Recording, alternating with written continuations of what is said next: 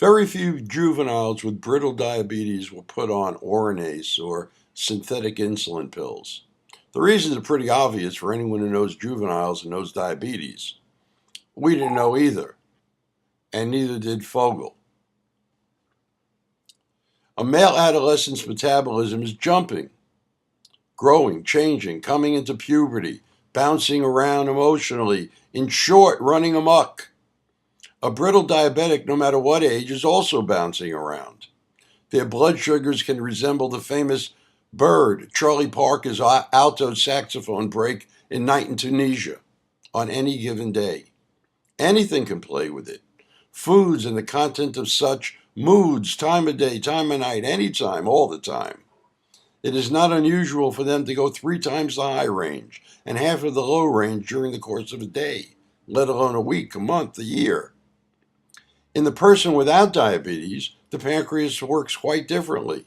It constantly sends out blips of insulin to cover the rather mundane metabolic functions. When a person eats any food, insulin is released from the pancreas to process it.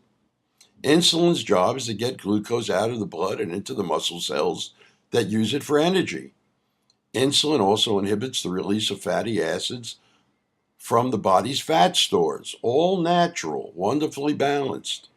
But in juvenile or brittle diabetes, these natural processes are unnaturally absent or marginal.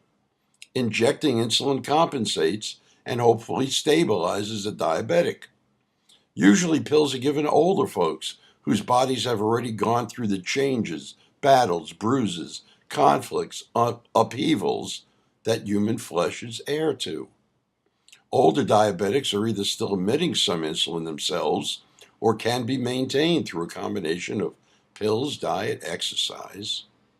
And they can do that more easily than someone whose body is maturing, forming rivulets, streams, new roads, and a few back alleys. If you don't question and challenge, when necessary, what affects your life, you're most likely fucked and probably deserve to be. Descartes' famous dictum, I think, therefore I am, should be amended to read, I doubt, therefore I am. Descartes doubted everything around him. It defined his philosophy. He thought because he doubted. My family, on the other hand, didn't question shit. We listened and obeyed. There were some friends who I grew up with who offered a respite from my daily rigors. With them, I could forget I was Norman the diabetic, just be Norman the 12-year-old. Home was stifling and relentless. My mom shadowed my every move. Norman, how you feeling today? Did you test? How was it? Your pills, did you take them? Eat. What? How much? When? Why? What? Where? Her voice became grating, piercing, invasive.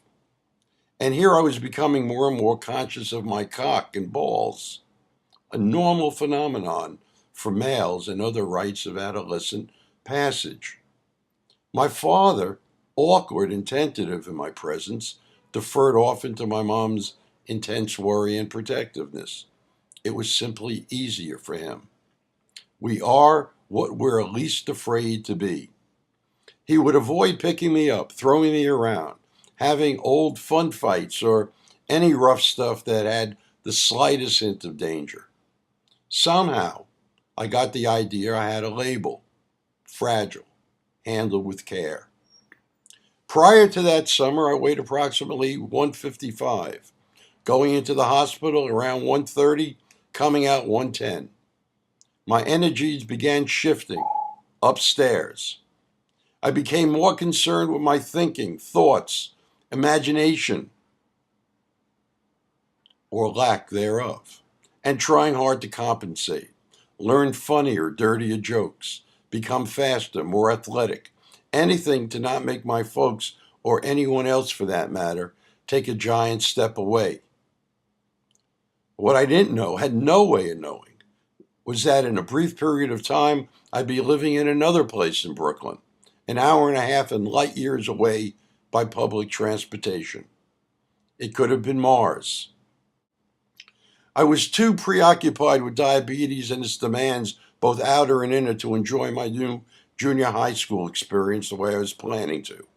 There were just too many things on my mind, too many things to get accustomed to doing and not doing. The big clocks on the walls of the classrooms were watched diligently. Pills had to be taken on time, food eaten, and the embarrassment of piss testing made other activities that required concentration difficult. I was put in the creative writing class for the seventh grade because I was smart, not very good in math, and read a lot. I really don't remember doing or having to do anything much creative. At the time, I had no idea that writing would end up being not only a lifeline, but an umbilical cord into the past. One day, a friend of mine in school asked me to go into the bathroom with him. I didn't have to piss or anything, so I asked why. I want to show you something, was all he said. He was short, thin, freckled-faced kid with a mop of red hair. Okay, I replied. I was curious. Inside, he did a fast scan of the bathroom. Satisfied that we were the only ones in there, went over to one of the urinals. He unzipped his fly and rolled out this incredibly long and thick cock. I mean, he could put out fires with his dick. Holy shit, I said to myself. I imagined my short dick and felt worse. Watch this, he said, and began to stroke it. It became longer, hard, and red. I felt my face flush. Can you do this? I don't think so. Watch, he said, his face grinning up. It didn't take long for a white substance to shoot from the head of his dick. Scum, he said. Feels good, too. You should try it. He wiped off and we left. Try it. Try it when you get home. I will. I dragged my ass home that day, exhausted. When I got home and had to test my piss, I tried to pull my dick once or twice. Didn't work. Took me 2 or 3 years to yank it again. Sometime that spring, I was brought to this new home in Seagate, Coney Island. Too much had happened to me this past year. My head was spinning. What about all my friends? I asked my mom. Oh, you'll make new friends. Besides, you can still visit your other friends and they can come here. But it's far, I lamented. Don't worry, Norman, Mom said, trying to be soothing, but not quite hitting the right note. Somewhere, I had heard that phrase before.